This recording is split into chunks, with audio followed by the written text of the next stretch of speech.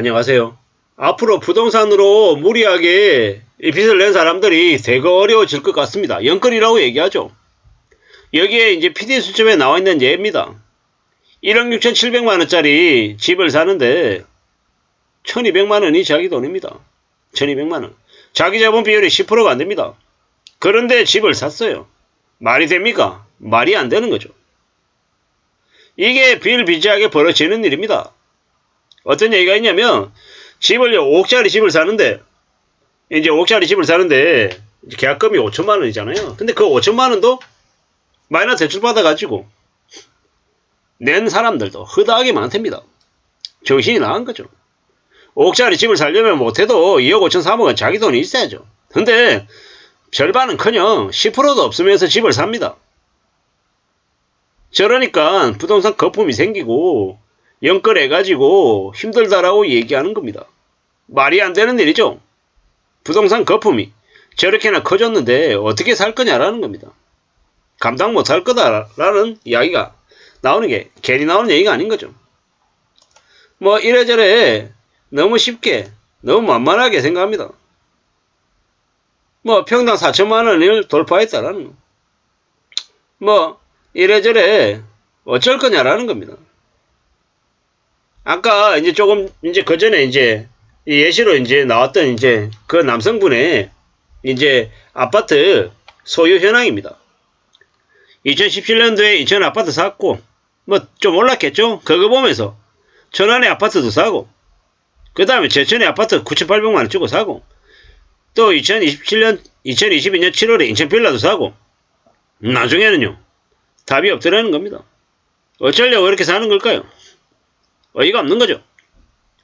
인천 빌라는 자기 자본 1200으로 산 거고 천안의 아파트는 아예 그냥 올 대출이죠. 올 대출. 그리고 제천의 아파트도 올 대출이에요. 이런 식으로 계속 이제 늘려가는 건 뭡니까 이거? 폭탄을 키우는 거죠. 폭탄을. 누가 옆에서 이런 것들을 부추겼겠습니까?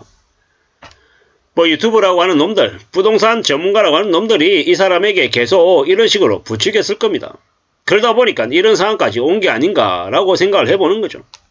안담하죠. 뭐 이 사람은 앞으로 어떻게 저걸 헤쳐나갈까요? 쉽게 팔리겠냐고요. 쉽게 팔리지 않습니다. 그리고 저기 인천 빌라든 천안의 아파트든 제천의 아파트든 저 가격에서 나중에 반토막 나면 어떻게 되겠습니까? 그냥 대충 봐도요 한 6억가량의 빚이 있는 것 같은데요. 뭐 2억 3억 그냥 허공에 날아가는 경우가 생길 것 같습니다. 씁쓸한 얘기죠. 암담한 얘기입니다. 어떻게 버틸까? 어떻게 견딜까? 참 가능하긴 할까? 제가 그냥 저 상황만 봐도 숨이 턱턱 막히고 깝깝한데요. 결국 저분은 이제 원래 하던 일만 해서는 안 되고 이제 추가로 아르바이트를 더 해야 되는 거죠. 안 그러면 답이 없다라는 거죠. 참 씁쓸합니다. 어떻게 살려나? 어떻게 살아야 되나? 이런저런 걱정들이 많이 들죠. 참 많은 생각들이 듭니다. 어떻게 해야 되는 걸까? 확실한 건요. 무리하게 빚을 내서는 안 된다라는 거. 빚 내면 큰일 난다라는 거. 빚은 절대로 우리네 삶에 희망이 될 수 없다라는 거. 정말 조심해야 된다라는 겁니다. 안 그러면 인생이 끝장난다라는 겁니다. 어쩌려고 저러는 걸까? 참 걱정이 안 될 수 없죠.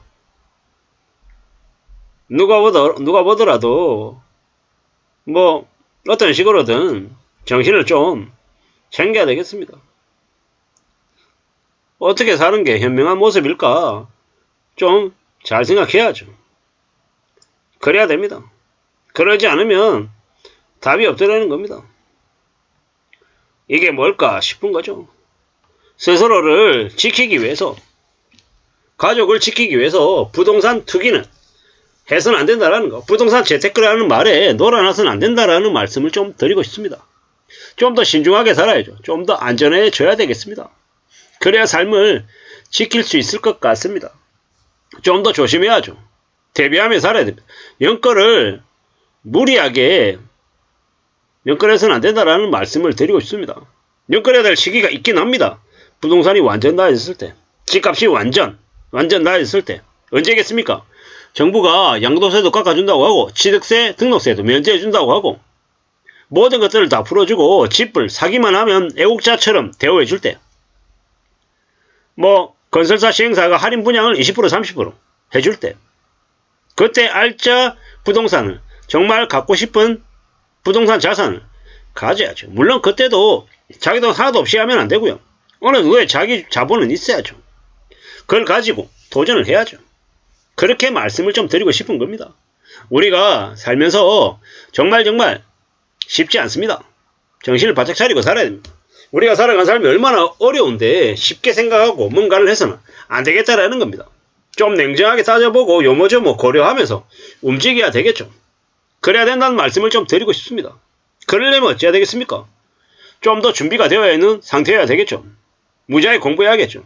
경매로 산다, 금매다, 어떤 게 좋을지도 따져봐야 될 거고요. 확실한 건 좀 더 두고 보고 좀 더 살펴보고 좀 더 신중해져야 될 거다라는 겁니다. 그래야 길이 열리지 않겠습니까? 함부로 여기 있는 이 사례처럼 자기는 하나도 없이 집만 늘려갔다가요 인생이 끝장난다라는 말씀을 드립니다. 참 무서운 얘기입니다. 전세보증금, 신용대출 다 빚이라는 거죠. 어떻게 살려고 저러는 걸까요?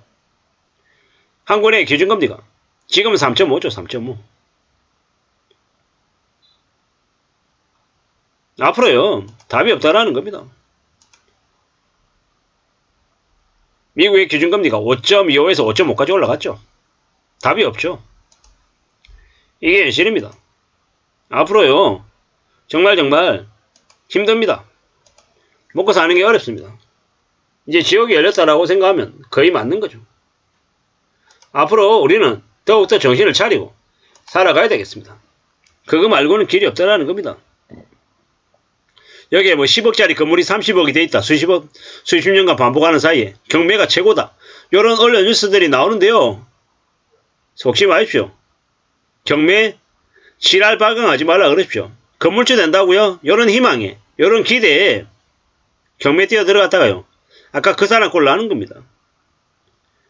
건물주 되겠다. 지랄 발광하지 말라는 겁니다.